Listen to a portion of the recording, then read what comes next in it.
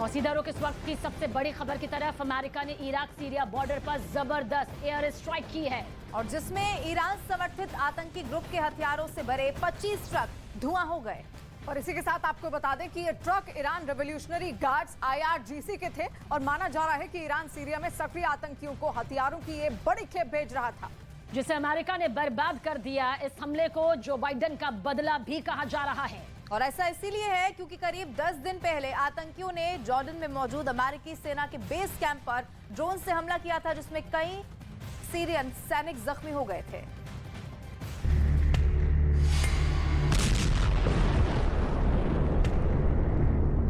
America बदला जरूर लेता है, ये बात पूरी दुनिया जानती है। ओसामा बिन लादेन को अमेरिका 10 साल तक पूरी दुनिया में ढूंढता रहा और उसको जहन्नुम पहुंचाकर ही चैन की सांस ली। तो भला सीरिया में ईरान समर्थित आतंकियों ने कैसे सोच लिया था कि अमेरिका उन्हें बख्श देगा? ईरान समर्थित आतंकियों से अमेरिका की क्या रंजिश थी, ये आपको आगे बताएंगे। पहले जान लीजिए कि अमेरिका ने आतंकियों से बदला कैसे लिया। दरअसल इराक से हथियारों से लदे 25 ट्रक सीरिया में दाखिल हो रहे थे। ये truck Iran revolutionary guards IRGC के थे। इराक से हथियारों को लेकर सीरिया के लिए इन ट्रकों पर अमेरिका की आसमानी निगरानी हो रही थी। अमेरिका हमले के लिए तैयार था, उसे बस सही मौके का इंतजार था। अमेरिकी फोर्स ये जानना चाहती थी कि इराक से ईरानी हथियारों की ये खेप सीरिया में किसे पहुंचाई जा रही है। अमेरिका ने इन ट्रकों के सीरिया में दाखिल होने तक का इंतजार किया और जब इन ट्रकों ने इराक सीरिया बॉर्डर पर सक्रिय आतंकी ग्रुप हिजबुल्लाह के इलाके में एंट्री ले ली तो साफ हो गया कि रईसी ने सीरिया में तबाही मचाने के लिए हथियारों की ये खेप किसे भेजी है। इसके तुरंत बाद आसमान से अमेरिकी इजरायली ड्रोन कहर बनकर टूट पड़े और देखते ही देखते रईसी के हथियारों से भरे 25 ट्रक धुआं हो गए।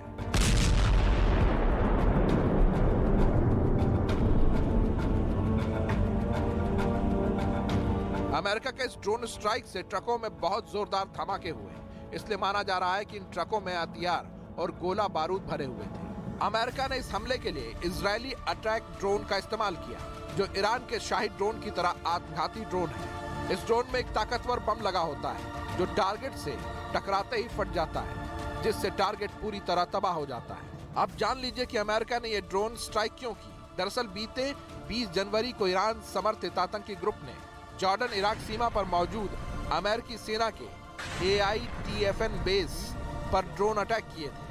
अमेरिका के एयर डिफेंस सिस्टम ने 2 ड्रोन को हवा में ही मार गिराया था, लेकिन 3 ड्रोन को रोक नहीं पाया था, जिससे बेस कैंप में मौजूद अमेरिका समर्थित कई सीरियन जवान जख्मी हुए थे। इसी आतंकी ग्रुप ने पिछले साल नवंबर में भी इसी बेस कैंप पर हमला किया था।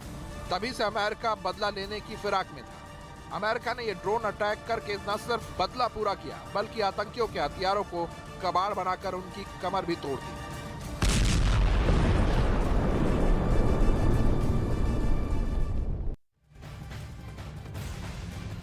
और आइए अब आपको बताते हैं कि इजराइल का आत्मघाती ड्रोन हारोप कितना घातक है, जिसकी स्पीड 417 किलोमीटर प्रति घंटा है और फ्लाइंग रेंज 1000 किलोमीटर है। वहीं पर कम्युनिकेशन रेंज का जिक्र करें तो 200 किलोमीटर प्रति घंटे तक की इसकी क्षमता है। इसके अलावा फ्लाइंग टाइम आपको बताएं तो ये 9 घंटे है। और वहीं फ्लाइंग हाइट की अगर बात की जाए तो 15,000 फीट है। वहीं वॉरहेड 23 किलो तक है।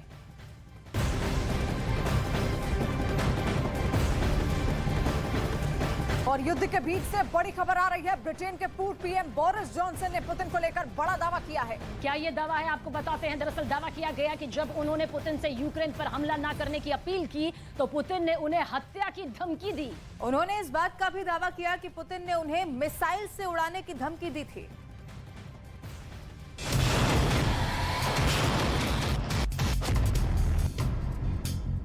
ब्रिटेन से आई एक खबर महायुद्ध में पुतिन के आक्रमणकारी रवैये को बता रही है। दावा किया जा रहा है कि जंग शुरू होने से कुछ वक्त पहले ही पुतिन ने ब्रिटेन के पूर्व प्रधानमंत्री बोरिस जॉनसन को मिसाइल से उड़ाने की धमकी दी थी। इस बात का खुलासा किसी और ने नहीं बल्कि बोरिस जॉनसन ने खुद BBC की नई डॉक्यूमेंट्री में किया है। बीबीसी की डॉक्यूमेंट्री में बोरिस जॉनसन ने बताया कि यूक्रेन पर रूस के हमले से पहले मेरी और रूस के राष्ट्रपति पुतिन की टेलीफोन पर बातचीत हुई थी। उन्होंने मुझे एक तरह से धमकी दी थी और कहा था कि बोरिस, मैं तुम्हें चोट नहीं पहुंचाना चाहता हूं, लेकिन हाँ, ये जरूर है कि 1 मिनट के अंदर ब्रिटेन को मारने के लिए एक मिसाइल भेज सकता हूं। पुतिन ने ये बातें काफी रिलैक्स होकर कही थी और शायद वो नेगोशिएशन करने के लिए मेरी भावनाओं के साथ खेलना चाहते थे। पुतिन की टिप्पणियों को मैंने खतरा नहीं माना और यूक्रेन के राष्ट्रपति को अपना समर्थन जारी रखा। रूस की सेना के यूक्रेन पर हमले के बाद पश्चिम के जिन देशों ने सबसे ज्यादा यूक्रेन को समर्थन दिया, उनमें बोरिस जॉनसन भी थे। और बोरिस जॉनसन महायुद्ध के बीच कीव का दौरा करने वाले पहले पश्चिमी नेता भी थे। इन 11 महीने में 3 बार बोरिस यूक्रेन पहुंचे। 10 अप्रैल 2022 को पहली बार रूस के हमले के बाद बोरिस कीव पहुंचे थे और यूक्रेन को समर्थन देने की बात कही थी। 24 अगस्त 2022 को दूसरी बार बोरिस जॉनसन यूक्रेन गए और यूक्रेन के राष्ट्रपति ज़ेलेंस्की से मुलाकात की। और तीसरी बार 22 जनवरी 2023 को बोरिस जॉनसन बूचा शहर पहुंचे, जहां उन्होंने जंग में मारे गए सैनिकों को श्रद्धांजलि दी। बोरिस जॉनसन ने दावा किया कि पुतिन की धमकी के बावजूद उन्होंने यूक्रेन का जंग में साथ दिया और हर तरह से ज़ेलेंस्की की मदद की। पर सवाल है कि आखिर बोरिस जॉनसन अब तक चुप क्यों थे? जंग के 1 साल बाद बोरिस के इस दावे का मकसद क्या है? बोरिस जॉनसन अक्टूबर 2022 तक ब्रिटेन के प्रधानमंत्री थे। पद पर रहते हुए उन्हें धमकी मिली, फिर भी उन्होंने एक्शन क्यों नहीं लिया? क्या बोरिस जॉनसन को मिसाइल हमले का डर सता रहा था? न्यूज एजेंसी एएफपी के मुताबिक बोरिस जॉनसन ने जंग से पहले पुतिन को समझाने की कोशिश भी की थी, लेकिन पुतिन ने उनकी बात मानने से इनकार कर दिया था। बोरिस जॉनसन के मुताबिक पुतिन को इस बात का इल्म था कि अगर उन्होंने यूक्रेन पर हमला किया तो नाटो यूक्रेन की जंग में मदद करेगा। बावजूद इसके उन्होंने हमला किया।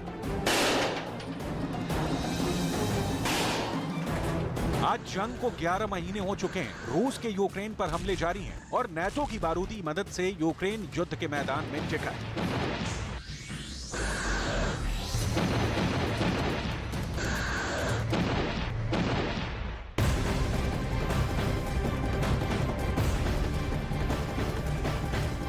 यूक्रेन में छिड़ी जंग के करीब 1 साल बाद अमेरिका के पूर्व राष्ट्रपति डोनाल्ड ट्रंप ने बड़ा बयान दे डाला।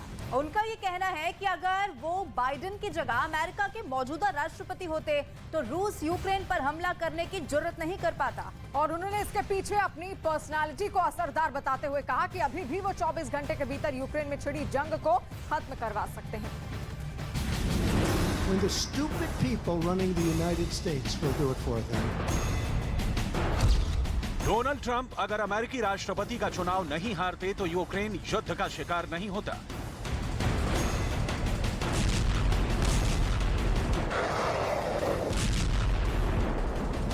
डोनाल्ड ट्रंप अगर बाइडेन की जगह अमेरिका के मौजूदा राष्ट्रपति होते तो यूक्रेन युद्ध की आग में नहीं जलता।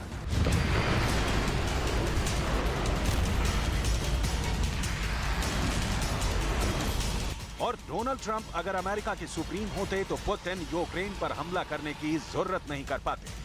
ये दावा हम नहीं बल्कि खुद अमेरिका के पूर्व राष्ट्रपति डोनाल्ड ट्रंप ने किया है। ट्रंप ने दावा किया है कि अगर वो अभी भी राष्ट्रपति होते तो यूक्रेन पर रूस का आक्रमण कभी नहीं होता।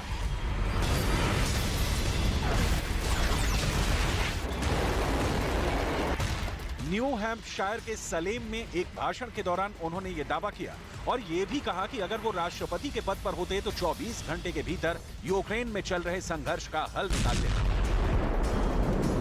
My personality kept us out of war. And I told you before, would have never happened with Russia, would have never gone in, Putin would have never, ever gone in. And even now, I could solve that in 24 hours. Trump ने दावा किया कि Ukraine में आम लोगों के मरने की तादाद लाखों में है। रूस झूठ बोल रहा है कि उसके हमलों में यूक्रेन के आम लोगों की मौत नहीं हो रही है। So horrible what happened. I mean, those cities are demolished now. The people, I'll bet you have millions. It could be millions of people. How can you, they bomb a city to the ground. These big buildings come tumbling down. They say 2 people were injured. Not 2 people. They lie. I mean, they lie. Trump ने दावा किया कि अगर वो America के राष्ट्रपति होते तो यूक्रेन में युद्ध कभी शुरू ही नहीं होता। If I were president, you would have 0 chance that war would have happened. And even now, as bad as it is, should have never, ever happened. I mean, the country, how does it ever rebuild those cities, those magnificent buildings that came down that are 1,000 years old with the gold domes? You can't do that. But it would have just so sad to see that. इसी के साथ Trump ने यह भी दावा किया कि अगर वो अमेरिका में आगामी राष्ट्रपति चुनाव जीत जाते हैं तो वो राष्ट्रपति व्लादिमीर पुतिन के साथ बहुत जल्दी एक समझौता कर सकते हैं।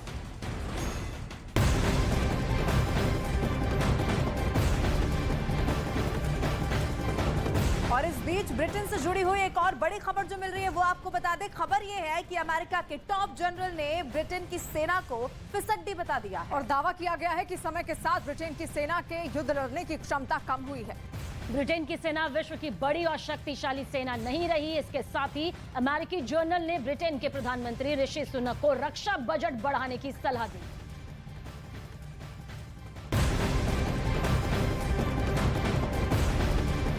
और अब बड़ी खबर पड़ोसी मुल्क पाकिस्तान से आ रही है। आपको बता दें, पाकिस्तान के पेशावर में आत्मघाती हमला हुआ है। पाकिस्तानी मीडिया के हवाले से यह खबर सामने आई है कि पेशावर पुलिस लाइंस की मस्जिद में यह आत्मघाती धमाका हुआ। और आपको बताएं, ब्लास्ट में अभी तक 20 से ज्यादा लोगों की मौत की खबर है, जबकि 90 से ज्यादा लोग बताए जा रहे हैं वो जख्मी हो चुके हैं। और इसी के साथ वहीं पूरे पेशावर में मेडिकल इमरजेंसी लगा दी गई है। तस्वीरें भी आप देख रहे हैं पाकिस्तान पेशावर में मस्जिद के अंदर की तस्वीरें हैं जब वहां पर धमाका होता है। तो पाकिस्तान के पेशावर में ये ब्लास्ट हुआ है, जिसकी तस्दीक करती हुई ये तस्वीर इस वक्त मौके से आपके सामने है। जानकारी आप तक पहुंचा दे कि करीब 25 लोगों की मौत की बड़ी खबर निकलकर सामने आ रही है, तो 90 से ज्यादा लोग इसमें जख्मी भी हुए हैं। फिलहाल अफरा तफरी के माहौल से जुड़ी ये तस्वीर आपके सामने। और देखिए, बताया गया कि ये छत चुकी यहाँ पर उस ब्लास्ट के बाद गिरी, कई सारे लोग मलबे में दब गए। अभी भी कोशिश यही है, प्राथमिकता यही है कि अगर मलबे में और भी कोई दबा हुआ है तो उसे कैसे यहाँ से सुरक्षित निकाल लिया जाए और फिर अस्पताल पहुंचा दिया जाए। इसीलिए इस पूरे इलाके को सील कर दिया गया है। सिर्फ और सिर्फ जो तस्वीरें सामने आई है वो भी यही दिखा रही है, एम्बुलेंस को ही यहाँ पर आने की इस वक्त इजाजत है। 90 से ज्यादा लोग घायल बताए जा रहे हैं और तुरंत उनको अस्पताल में भर्ती भी करवाया गया है। लेकिन आखिर ये हमला किस मकसद से किया गया ये जानना अब भी जरूरी है। लेकिन ये तस्वीर आप देखिए किस तरीके से अफरा तफरी का माहौल वहां पर बना हुआ है। 25 से ज्यादा लोग बताए जा रहे हैं उनकी मौत हो गई है।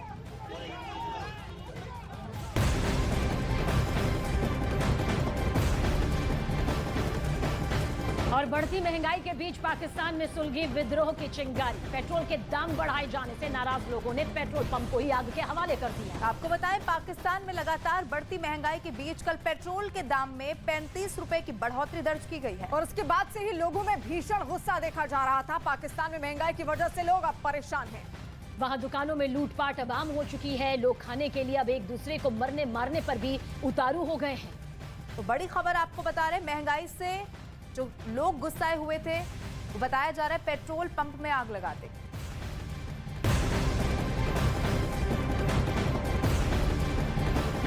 और इस वक्त पाकिस्तान में खाने पीने की चीजों की भी किल्लत बहुत ज्यादा बढ़ चुकी है। वहां पर हालात ऐसे हो चुके हैं कि आम लोगों के लिए अब प्याज खाना भी मुश्किल है। पाकिस्तान में प्याज की कीमत इतनी ज्यादा बढ़ चुकी है कि 1 किलो प्याज 300 पाकिस्तानी रुपये में बिक रहा है। अब देखिए, समस्या सिर्फ प्याज पर खत्म हो जाएगी ऐसा बिल्कुल भी नहीं है, क्योंकि पाकिस्तान के पूर्व वित्त मंत्री ने जो दावा किया है, आने वाले दिनों में बिजली के बिल भी जनता को जबरदस्त झटका दे सकते हैं। और उससे लगता नहीं कि आने वाले दिनों में पाकिस्तान की मुश्किल कम होगी।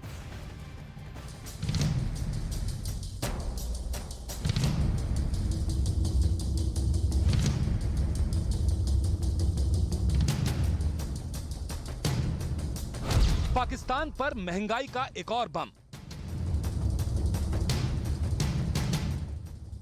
पेट्रोल के साथ प्याज भी महंगा। जनता को बिजली के बिल का झटका। पाकिस्तान में खाने पीने की चीजों की किल्लत बहुत ज्यादा बढ़ चुकी है।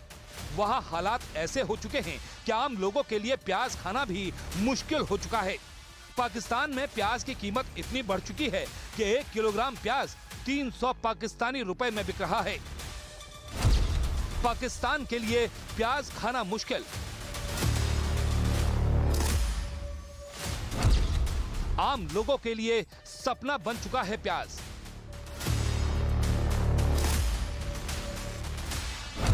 पाकिस्तान में 300 रुपए में मिल रहा 1 किलो प्याज। कंगाल हो चुके पाकिस्तान में हर रोज रोजमर्रा के सामान के दाम आसमान छू रहे हैं। हर दिन नए रेट कार्ड से लोगों में हाहाकार मचा हुआ है और प्याज की कीमतें तो 300 रुपए प्रति किलो के पार पहुंच गया है। पाकिस्तान में 26 जनवरी को प्याज की औसत कीमत 200 रुपए से 320 रुपए प्रति किलो तक पहुंच गई, जबकि 5 जनवरी को यह आंकड़ा 180 रुपए से 280 रुपए प्रति किलो था। इस्लामाबाद में प्याज 260 रुपए से 320 रुपए प्रति किलो बिक रहा है। बताया जा रहा है कि प्याज ले जाने वाले 600 से 700 कंटेनर्स अटके पड़े हैं। सिर्फ कुछ ही कंटेनर्स बाजार में आए हैं और इसकी वजह से ही कीमतों पर अतिरिक्त दबाव बढ़ा है। पाकिस्तान में हालात बेकाबू हो चुके हैं। रोजमर्रा की चीजों में बेतहाशा इजाफा हो रहा है। पाकिस्तान के एक अखबार के मुताबिक सिंध और बलूचिस्तान से आने वाली सप्लाई में कमी की वजह से प्याज की कीमतें आसमान छूने लगी हैं। साथ ही सरकार की तरफ से 1 जनवरी से खाने पीने की जरूरी चीजों के आयात पर एक्स्ट्रा टैक्स भी लगा दिया गया है। आयातकों को 1 किलोग्राम पर 18 से 20 रुपए अतिरिक्त अदा करने पड़ रहे हैं। इसके अलावा अफगानिस्तान और ईरान ने खराब फसल के चलते सप्लाई बंद कर दी। अब पाकिस्तान की जनता को मिस्र, तुर्की और चीनी प्याज का स्वाद चखने को मिल सकता है। साथ ही दुबई से भी प्याज के आयात की तैयारियां जारी हैं। प्याज की कीमतों में बढ़ोतरी के बाद अब पाकिस्तान में बिजली की कीमतें महंगी होने वाली है। दरअसल पाकिस्तान में अब महंगाई की सुनामी आने वाली है। पाकिस्तान के पूर्व वित्त मंत्री ने दावा किया है कि पाकिस्तान में बिजली की कीमतों में 50% तक की बढ़ोतरी हो सकती है। पाकिस्तान में हालात अब ऐसे बन चुके हैं कि कटोरा लेकर भीख मांगना बाकी रह गया है। पाकिस्तान के हुक्मरान आर्थिक संकट को सही करने के बजाय वहां की जनता का खून चूसने पर आमादा हो चुके हैं। महंगाई ने इस कदर जकड़ रखा है कि पाकिस्तान किसी भी मोर्चे पर फेल होता दिख रहा है। पाकिस्तान के पूर्व वित्त मंत्री शौकत तारीन ने अब महंगाई में सुनामी आने की बात की। शौकत तारीन ने कहा कि अंतर्राष्ट्रीय मुद्रा कोष यानी IMF की तरफ से बेल आउट पैकेज के लिए नए टैक्स को लागू करने की मांग की गई है। शौकत तारीन के मुताबिक इस वजह से पाकिस्तान में 3 लाख करोड़ रुपए से ज्यादा पाकिस्तानी रुपए की कीमत वाले नए कर लगाए जाएंगे। इसके साथ ही पाकिस्तान में आने वाले दिनों में बिजली की कीमतों में भी 50% पर यूनिट की दर से इजाफा हो सकता है। इतना ही नहीं, पूर्व वित्त मंत्री ने दावा किया है कि देश पर कर्ज बढ़ रहा है। रुपए की कीमत दिन पर दिन गिर रही है और इसकी वजह से कर्ज 4.5 लाख करोड़ पाकिस्तानी रुपए तक पहुंच गया है। कंज्यूमर प्राइस इंडेक्स में 30 से 35% तक का इजाफा होगा और इसकी वजह से महंगाई बढ़ेगी। पाकिस्तान पर महंगाई की आफत कम होने का नाम नहीं ले रही। एक के बाद एक महंगाई बम पाकिस्तान की जनता की कमर तोड़ रहे हैं और सरकार पूरी तरह से बेबस नजर आ रही है। पाकिस्तान सरकार को समझ नहीं आ रहा कि महंगाई पर लगाम कैसे लगाई जाए और देश को दिवालिया होने से कैसे बचाया जाए।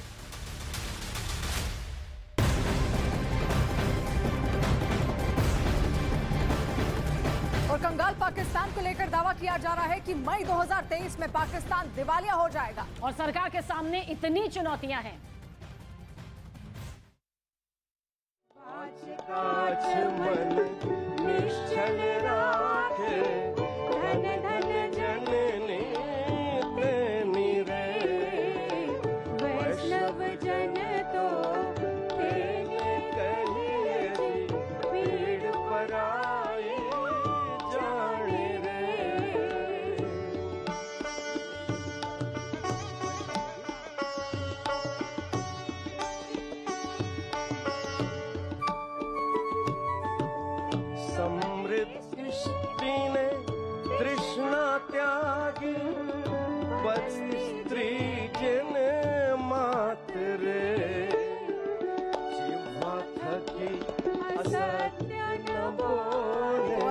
बापू को श्रद्धांजलि अर्पित की जा रही है, उनको याद किया जा रहा है। आज उनकी जयंती के अवसर पर प्रधानमंत्री नरेंद्र मोदी को आप देख रहे हैं। इस अवसर पर एक कार्यक्रम वहां पर आयोजित किया गया है और इसी तरीके से बापू को नमन करती हुई तस्वीरें।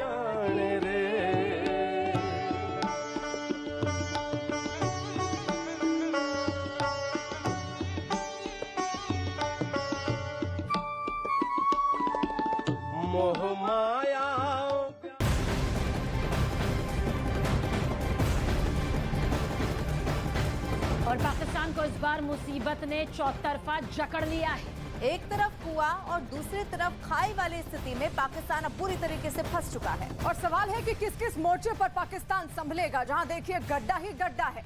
महंगाई में मोर्चा सिर्फ प्याज का नहीं बल्कि आटे दाल के साथ विदेशी मुद्रा की भी भारी कमी है। और इसीलिए तो कहा जा रहा है ना कि ना प्याज ना तेल, खत्म पाकिस्तान का खेल।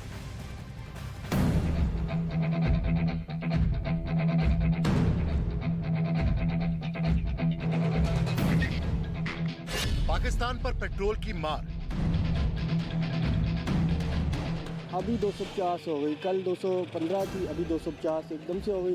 सारे पेट्रोल पंप बंद। एक झटके में 35 रुपए की बढ़ोतरी। बच्चों के लिए जमा करना तो बड़ी दूर की बात है भाईजान, रोटी नहीं पूरी हो रही।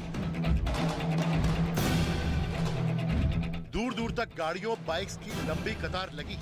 पेट की आग बुझाने में नाकाम सरकार गाड़ियों की पेट्रोल की मांग भला कहां से पूरा करेगी। पेट्रोल पहले 300 पाकिस्तानी रुपए के पार हुआ, अब मिलना ही बंद होता जा रहा है। सरकार के पास डॉलर नहीं है कि तेल खरीद सके। मुल्क के कई शहरों में पेट्रोल न मिलने से आवाम रुल गए। फैसलाबाद और मेलसी में आवाम का कहना था हुकूमत ने एक तरफ पेट्रोल की कीमतें आसमान पर पहुंचाकर उनकी कमर तोड़ दी है। उन्हें मारना है आवाम को, क्या करना है इन्होंने, हैं हुकूमतों आपस में हुकूमतें लड़ रही हैं, बहुत परेशान है आवाम बेचारी। बिगड़ी अर्थव्यवस्था से जूझते पाकिस्तान में पेट्रोल और डीजल के दाम 35 रुपए प्रति लीटर बढ़ाने का फैसला किया गया। इस फैसले के बाद पाकिस्तान की जनता का हाल बेहाल हो गया है। पाकिस्तान में पेट्रोल की कीमत 249 रुपए 80 पैसे प्रति लीटर और हाई स्पीड डीजल की कीमत 262 रुपए 80 पैसे प्रति लीटर हो गई। 35 रुपए का डीजल और पेट्रोल की कीमत में इजाफा किया गया। वो इंडिया था जो कहता था कि पाकिस्तान बहुत पावरफुल है, आज वो इंडिया के वो कहता है कि पाकिस्तान का हमारा कोई मुकाबला ही नहीं है। वहीं केरोसिन के दाम भी 18 रुपए लीटर तक महंगे हो गए। पाकिस्तान में अब 1 लीटर केरोसिन तेल के लिए 189 रुपए देने होंगे। पाकिस्तान के वित्त मंत्री ने रविवार सुबह नई कीमतों के लागू होने से कुछ मिनट पहले टीवी पर एक संबोधन में पेट्रोल और डीजल की कीमतों में बढ़ोतरी का ऐलान किया। पेट्रोल की कीमत 249 रुपए 80 पैसे हो गई है, जबकि डीजल की कीमत 35 रुपए इजाफे के बाद 262 रुपए 80 पैसे हो गई। तेल के दामों को बढ़ाने के शहबाज शरीफ सरकार के इस फैसले को लेकर पूर्व प्रधानमंत्री इमरान खान ने जमकर हमला बोला है। इमरान खान ने ट्वीट करते हुए कहा कि ईंधन की कीमतों में हालिया बढ़ोतरी और रुपए की गिरती वैल्यू ने जनता और वेतनभोगी वर्ग को कुचल दिया। इस बीच पाकिस्तान की शहबाज सरकार के तेल के दाम को बढ़ाने के खिलाफ वहां का ट्रांसपोर्ट संगठन खड़ा हो गया है। ट्रांसपोर्ट संगठन के अध्यक्ष ने शहबाज सरकार पर आरोप लगाया है कि उसने मजदूरों का जीना मुश्किल कर दिया है। पाकिस्तान में बढ़ती बेलगाम महंगाई के चलते शहबाज सरकार के सामने चुनौती खड़ी हो गई है। एक तरफ कुआं तो दूसरी तरफ खाई है, यानी कि शहबाज सरकार किन किन मोर्चों पर खुद को संभालेगी। पाकिस्तान में सरकार के खिलाफ एक और धड़ा खड़ा हो गया है। वहाँ का ट्रांसपोर्ट यूनियन सरकार की जमकर आलोचना कर रहा है। इनको रातों रात ख्वाब आती है कि आज हमने मजदूर पे, किसान पे और बोझ डालना है और महंगाई करनी है, और सुबह उठते सार ये कर देते हैं। इनकी पॉलिसी, 1 साल से इनकी पॉलिसी समझ नहीं आ रही कि ये पाकिस्तानी मजदूर किसान के साथ करना क्या चाहते हैं। पाकिस्तान के ट्रांसपोर्ट यूनियन ने तेल के बढ़े दामों का विरोध किया और कहा कि इससे सीधा असर आम जनता पर पड़ेगा, और ये आरोप लगाया कि तेल के दाम मरियम नवाज के कहने पर बढ़ाया गया। अगर देखा जाए तो ये कल मरियम नवाज जो है जब लाहौर में पहुंची तो पता चला कि उसका इस्तकबाल करने के लिए पाकिस्तानी अवाम क्यों नहीं निकली। अब जब नहीं निकली तो उसके ऊपर आज सुबह ही शहजादी ने नवाज शरीफ के हुक्म के मुताबिक शहबाज शरीफ को हुक्म दिया कि जनाब ये पेट्रोल जो है 35 रुपए रेट अब बढ़ा दें, डीजल का रेट बढ़ा दें। ये जो लोग हैं इन लोगों का जीना हराम कर दें। ये लोगों जिंदा कैसे रह सकते हैं। पाकिस्तान के ट्रांसपोर्ट यूनियन ने यह भी ऐलान किया कि जल्द ही महंगाई के खिलाफ वो लोग सड़क पर उतरेंगे। पाकिस्तान में महंगाई चरम पर है, सरकार को इसे कम करने का तरीका समझ नहीं आ रहा है। सड़क पर लोग इनकलाब करने की तैयारी कर रहे हैं, लेकिन हुकूमत में बैठे लोगों को इस बात का कोई फर्क नहीं पड़ता दिख रहा। ये तस्वीरें इस बात की चीख चीख कर तस्दीक कर रही हैं कि पाकिस्तान में हालात इतने बदतर क्यों हो रहे हैं। हवा में नोट लहराते ये नेता सत्ताधारी पार्टी के हैं, यानी पाकिस्तानी मुस्लिम लीग एन। मौका था मरियम नवाज की वापसी के जश्न का, तो उनकी पार्टी के नेता भला इससे पीछे कैसे रहते। पीएमएलएन के पार्टी के लाहौर अध्यक्ष सैफुल मलूक ट्रक पर खड़े होकर नोट उड़ाने लगे। हालांकि इस बीच पास में खड़े दूसरे नेता ने रोकने की कोशिश की, लेकिन इससे बेपरवाह शहबाज शरीफ की पार्टी का ये नेता नोट उड़ाता रहा। पाकिस्तान भुखमरी के कागार पर है, लेकिन वहां के नेताओं की मौज है। वहां की सरकार जनता की मदद करने के बजाय शाह खर्ची और फिजूल खर्ची में व्यस्त है।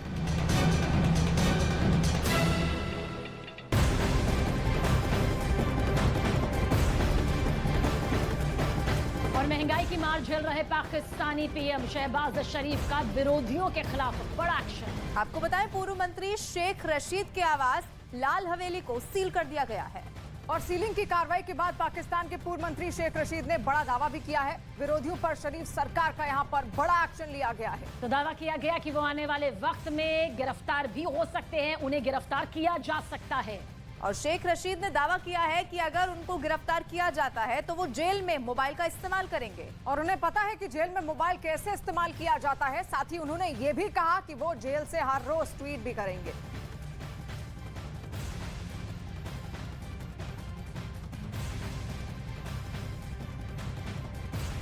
और चलिए अब आपको दिखाते हैं कि आज जिस हाल में पाकिस्तान खड़ा हुआ है उसके पीछे आखिर वजह क्या है।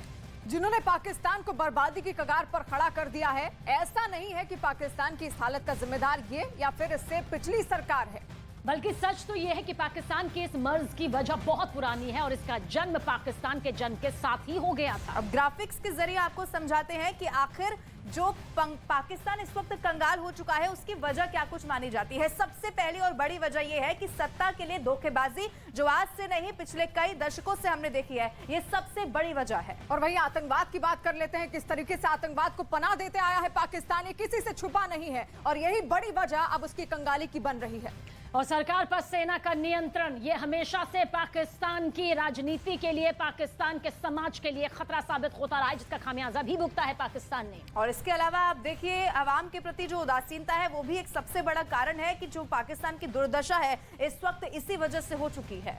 और देखिए, देश में बढ़ता भ्रष्टाचार भी एक बड़ी वजह पाकिस्तान की कंगाली की बताई जा रही है, क्योंकि भ्रष्टाचार अपने चरम पर है और ऐसे में तमाम राजनेता हैं जिन पर भ्रष्टाचार के आरोप लगते आए हैं और यही एक बड़ी वजह उसकी कंगाली की है। और पाकिस्तान ने अपनी आवाम के लिए भले ही कर्ज कितना लिया ये बाद की बात है, लेकिन अपने ऐशो आराम के लिए पाकिस्तान कर्ज की नीति को हमेशा से अपनाता रहा है। और इसके अलावा लोकतंत्र के नाम पर जो दिखावा होता हुआ दशकों से पाकिस्तान में देखा जाता है वो भी एक बड़ा कारण है। पाकिस्तान आज पूरी तरीके से कंगाल हो चुका है और पड़ोसियों से अब रिश्ते भी बिगड़ने लगे हैं पाकिस्तान की, क्योंकि कर्ज लगातार दिया गया पाकिस्तान को लेकिन वो चुकता नहीं कर पाया और ऐसे में अब धीरे धीरे जो रिश्ते हैं पड़ोसी मुल्कों के साथ वो बिगड़ते जा रहे हैं।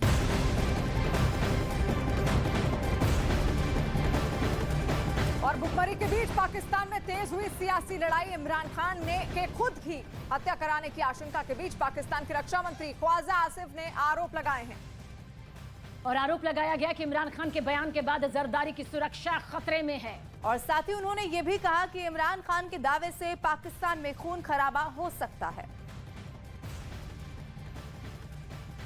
जिस तरह इमरान खान ने इंदिया दिया है या एक किस्म का उन्होंने तशद्दुद की तरफ रुख हमारी सियासत का जो है उसका मोड़ने की कोशिश की है और उनकी इस वजह से मैं समझता हूं कि पीपल्स पार्टी की लीडरशिप को जान का खतरा हो सकता है और शायद जो है इमरान खान का मोटिव भी यही है, मकसद भी यही है कि सियासत में खून खराबा हो। पाकिस्तान में इस वक्त कंगाली आ चुकी है, जनता दाने दाने को यहाँ पर मोहताज हो चुकी है और पाकिस्तान में रोजमर्रा की चीजों के दाम भी आसमान अब छू रहे हैं। डिटेल आपके सामने रखते हैं कि किस तरह से पाकिस्तान में हालात बद से बदतर हो गए हैं। पाकिस्तान में महंगाई बम फूट रहा है। प्याज की कीमत पाकिस्तान में 220 से 300 रुपए प्रति किलो तक पहुंच चुकी है। इसके अलावा आपको बताएं, पाकिस्तान में दूध के दाम की अगर बात करें तो 114.5 8 से भी ज्यादा बढ़कर 149.7 रुपए प्रति लीटर ये दाम अब हो चले हैं। और आटे की कीमतें 150 रुपए प्रति किलो तक जा पहुंची है। वहीं गोश्त की कीमत 800 रुपए प्रति किलो से ज्यादा की हो गई है। रुपए के दाम की बात करें तो रुपए के दाम गिरने के बाद पाकिस्तान में पेट्रोल के दाम अब 35 रुपए बढ़ने के बाद 250 रुपए प्रति लीटर पाकिस्तानी रुपया हो गया है। और बावजूद इसके तेल नहीं मिल रहा है और अब पाकिस्तान में बिजली के दामों को 50% महंगा करने की तैयारी की जा रही है।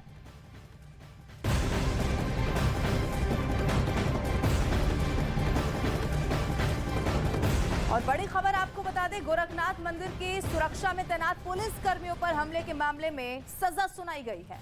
एनआईए स्पेशल कोर्ट ने अहमद मुर्तजा को फांसी की सजा सुनाई है। यूएपीए देश के खिलाफ जानलेवा हमले का दोषी पाया गया। 4 अप्रैल 2022 को गोरखनाथ थाने में यह दर्ज हुआ था पूरा मामला। आपको बताएं, एटीएस ने मामले की जांच के बाद चार्जशीट लगाई थी। और उस वक्त अमित सिंह भी हमारे साथ फोन लाइन पर जुड़ गए हैं। अमित, और क्या कुछ जानकारी? 4 अप्रैल 2022 को गोरखनाथ मंदिर में हमला हुआ था और गोरखनाथ थाने में ये मुकदमा दर्ज हुआ था। इसी मामले में दोषी करार दिए गए हैं मुर्तजा को बकायदे जो स्पेशल एनआईए कोर्ट है, एटीएस कोर्ट, उसने फांसी की सजा सुनाई है और 9 महीने के भीतर इस केस की पूरी सुनवाई हो गई थी।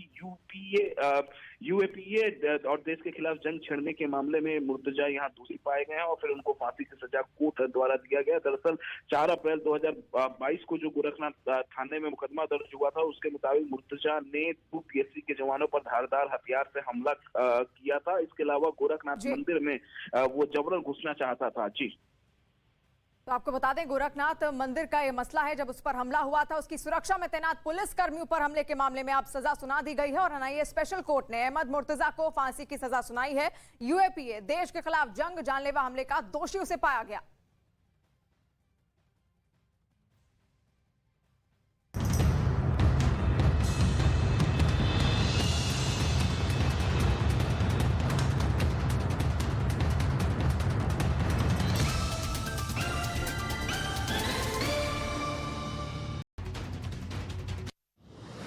केरल के राज्यपाल आरिफ मोहम्मद खान का बड़ा बयान आया सामने। भारत में जन्मे सभी लोगों को बताया हिंदू, कहा भारत में रहने वाले हर शख्स को हिंदू कहलाने का हक।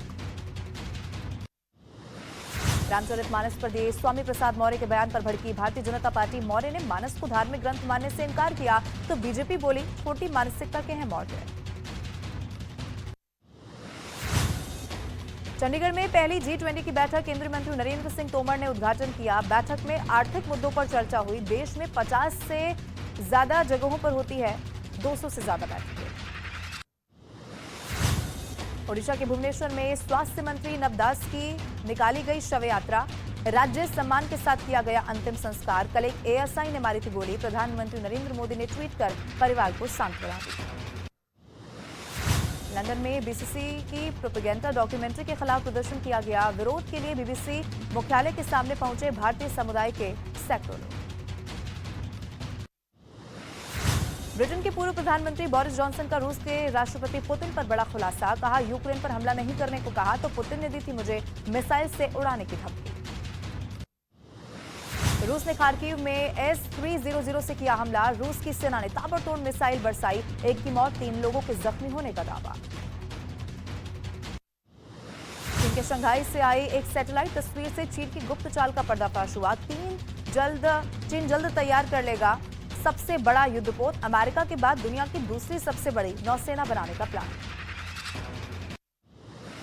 पाकिस्तान में खाने पीने की चीजों की किल्लत। आम लोगों के लिए प्याज खाना भी हो चुका है मुश्किल। पाकिस्तान में प्याज की कीमत इतनी ज्यादा बढ़ चुकी है कि 1 किलोग्राम प्याज 300 पाकिस्तानी रुपए में बिक रहा है।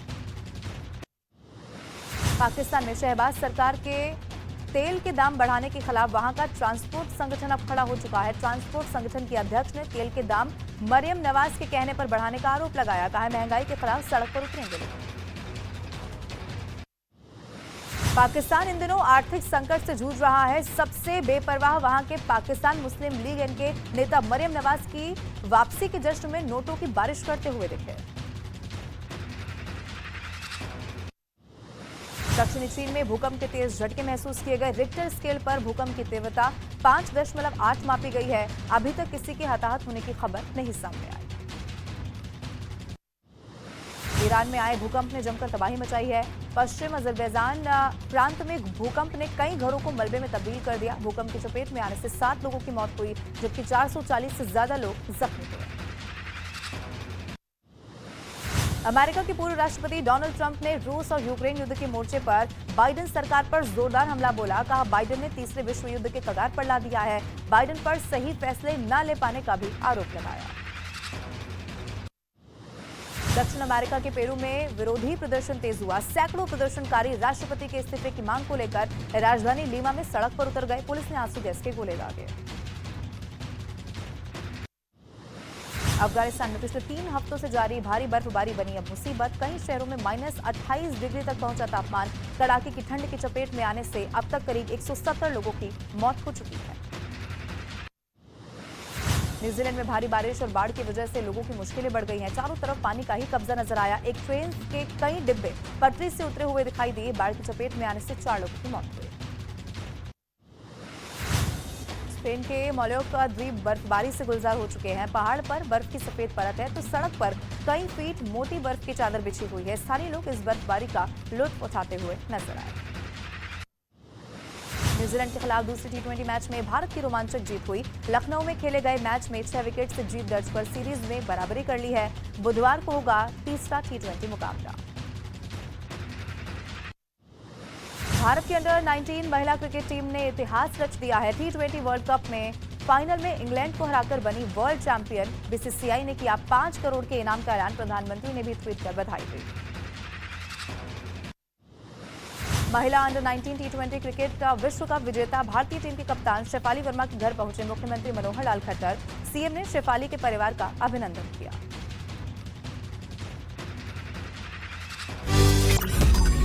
मैंने नहीं देखा इस तरह का चीट, इस तरह का क्रिमिनल माइंड पूरे जेल स्टाफ को ब्राइब कर देगा।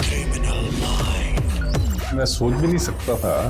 गवर्नमेंट फंक्शनरी को इम्पर्सनेट करता था, आवाजें बदलता था।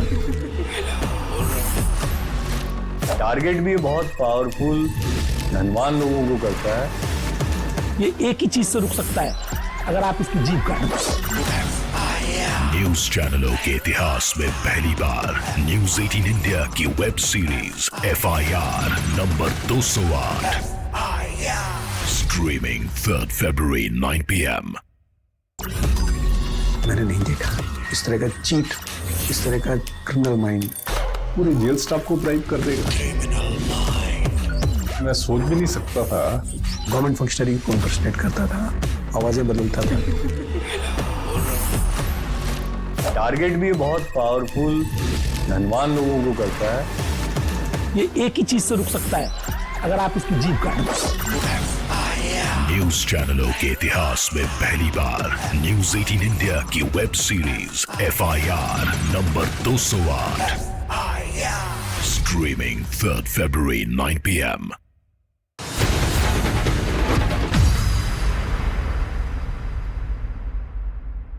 नमस्कार, स्वागत है आपका। आप देख रहे हैं देश का number 1 Hindi news channel news 18 India. आपके साथ हूं मैं लवी नराज। अब चलिए देश और दुनिया की तमाम बड़ी खबरों के लिए देखते हैं धमाकेदार 50।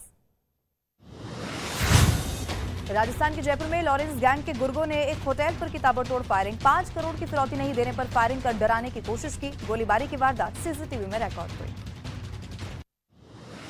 दिल्ली में खालिस्तानी साजिश का बड़ा पर्दाफाश हुआ। विकासपुर इलाके में दीवारों पर देश विरोधी पोस्टर लगाने वाले 2 आरोपियों का सीसीटीवी वीडियो आया सामने। दोनों आरोपियों को पुलिस ने गिरफ्तार किया। सरहद पार से नशा तस्करी रोकने वाले एक और नेटवर्क का पर्दाफाश हुआ। पंजाब पुलिस ने 5 किलो हेरोइन और साथ ही 12 लाख रुपए की ड्रग मनी जब्त किए। एक आदमी को भी गिरफ्तार किया। तुनिशा शर्मा आत्महत्या मामले में आरोपी श्रीजान खान की जमानत अर्जी पर बॉम्बे हाईकोर्ट में अहम सुनवाई। श्रीजान के वकीलों ने जमानत की अर्जी दायर की थी। FIR रद्द करने की मांग पर भी सुनवाई। उत्तर प्रदेश के उन्नाव में प्रधानी चुनाव के वर्चस्व को लेकर 2 पक्षों में जमकर मारपीट हुई। दोनों पक्षों के 5 लोग इसमें जख्मी हुए, जिन्हें अस्पताल में भर्ती करा दिया गया है। पुलिस मामले की जांच कर चुकी है। बिहार के गोपालगंज में पकड़ा गया अवैध शराब तस्कर ठंड से बचने वाली जैकेट को बना रखा था शराब का जखीरा। 288 बोतलों के साथ पुलिस ने गिरफ्तार किया। दिल्ली में गाड़ी और ऑटो की टक्कर की वजह से 4 स्कूल की बस टकराई। कई बच्चे इसमें जख्मी हुए। अस्पताल में उन्हें भर्ती करा दिया गया है। बच्चों को खिड़कियों से निकाला गया बाहर। मैंने नहीं देखा इस तरह का चीट, इस तरह का क्रिमिनल माइंड पूरे जेल स्टाफ को ब्राइब कर देगा। मैं सोच भी नहीं सकता था। गवर्नमेंट फंक्शनरी को इम्पर्सनेट करता था, आवाजें बदलता था। टारगेट भी बहुत पावरफुल, धनवान लोगों को करता है। ये एक ही चीज से रुक सकता है, अगर आप इसकी जीभ काट दो। न्यूज चैनलों के इतिहास में पहली बार न्यूज 18 इंडिया की web series FIR number 208 streaming 3rd February 9 PM